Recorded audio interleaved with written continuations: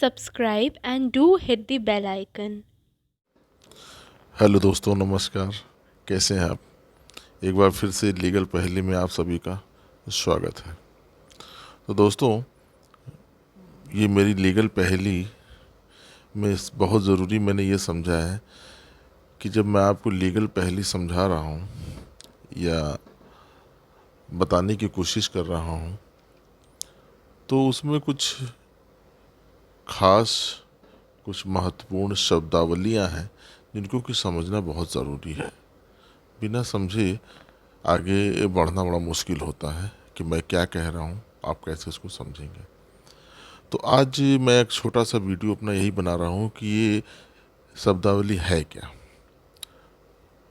तो सबसे पहले मैं आपसे बता दूं कि दंड प्रक्रिया संहिता में जो भी अपराध की विचारण के बारे में बताया गया है, उनको मुख्य रूप से 4 भागों में विभाजित किया गया है। पहला क्या है? जमानती अपराध और अजमानती अपराध। दूसरा क्या है? संज्ञेय अपराध, असंज्ञेय अपराध। तीसरा क्या है? समन मामला, वारंट मामला। और चौथा क्या है? समनीय अपराध और असमनीय अपराध, जिसे आप कहते हैं कंपाउंडेबल, नॉन कंपाउंडेबल। तो दोस्तों, ये 4 प्रकार से सभी अपराधों को विभाजित किया गया है। अब बारी बारी से हम ये समझ लेते हैं कि ये है क्या।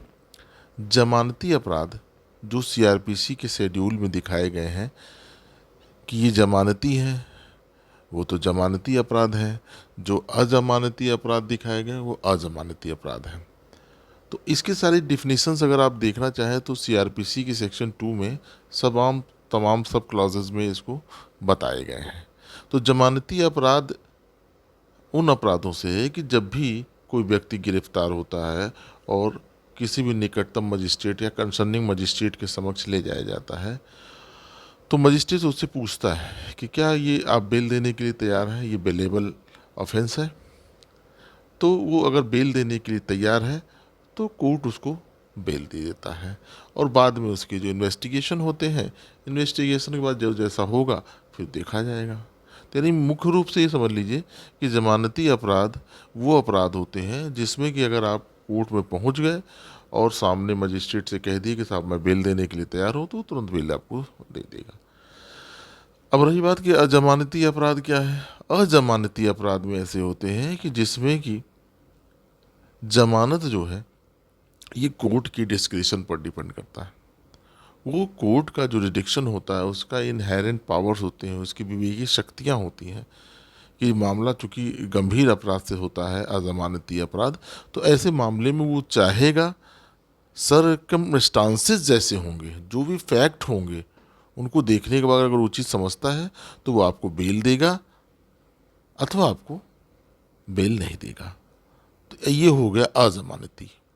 अब दूसरा आ गया आपका संज्ञेय अपराध और असंज्ञेय अपराध। तो सामान्य रूप से जो डिफिनेशन दी गई है, ये दी गई है कि असंज्ञेय अपराध वो है जिसमें कि पुलिस मजिस्ट्रेट बिना वारंट के गिरफ्तार नहीं कर सकता है। तो ऐसी स्थिति में असंज्ञेय अपराध तो ये हो गया कि जिसमें कि पुलिस अधिकारी जो है बिना वारंट के किसी को गिरफ्तार नहीं कर सकता। फिर दूसरा संज्ञेय अपराध क्या है? संज्ञेय अपराध वो अपराध है जिसमें कि कोई भी पुलिस अधिकारी बिना वारंट के आपको गिरफ्तार कर सकता है। तो अब ये 2 तरह के तो आप अंतर समझ लिए, एक जमानती एक अजमानती, दूसरा संज्ञेय फिर असंज्ञेय। तीसरा क्या? समन मामला और वारंट मामला। तो समन मामला वो मामला है जो कि वारंट मामला नहीं है, ऐसा डिफिनीशन में दिया हुआ है। अब वारंट मामला क्या है? तो वारंट मामले वो मामले हैं कि जिसमें कि दंड 2 वर्ष से अधिक है या मृत्यु दंड या आजीवन कारावास से दंडनीय अपराध है, तो वो मामले आपके वारंट मामले हो जाएंगे।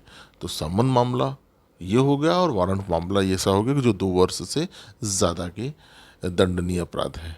अब आ गया चौथी बात। चौथे तरह के जो वर्गीकरण हो गया है ये कि कंपाउंडेबल और नॉन कंपाउंडेबल। तो दोस्तों, ऐसा होता है कि जब कभी चार्जशीट दाखिल हो जाती है और केस ट्रायल पर होता है, तो एक स्थिति ऐसी उत्पन्न हो जाती है कि जिसमें कि दोनों पक्ष ये मान लें कि भाई ठीक है, हम लोग अब मुकदमा नहीं लड़ेंगे या छोड़ी जाने दीजिए, अब बहुत कुछ हो गया, हम लोग माफ़ कर देते हैं। आपस में हम लोग उसमें एक तरह से समन कर लेते हैं, मुकदमे को समझौता कर लेते हैं। तो इस तरह के मामले कहे जाते हैं समनीय, कंपाउंडेबल। और दूसरे जो होते हैं जो समनी योग्य नहीं है, वो नॉन कंपाउंडेबल। अब कुछ ऐसे मामले होते बिना कोर्ट की कंसेंट से आप समन नहीं कर सकते हैं, समझौता नहीं कर सकते हैं। और जैसे मैं उदाहरण के रूप में मैं आपको बता दूं कि समनी और असमनी, असमनी में ये है कि अगर आप मान लीजिए किसी की हत्या के आरोपी है और मान लीजिए कि जो एग्रीव्ड पर्सन है, आप दोनों लोग ये कहें कि नहीं भाई हम लोग मामले का समन करना चाहते हैं, नहीं, ये मामला असमनीय अपराध, तो ये समन नहीं हो पाएगा। तो दोस्तों ये 4 तरह के चीज़ों को मैंने बताया जो कि आपको परिभाषाएं या शब्दावली का जानकारी होना बहुत ज़रूरी है।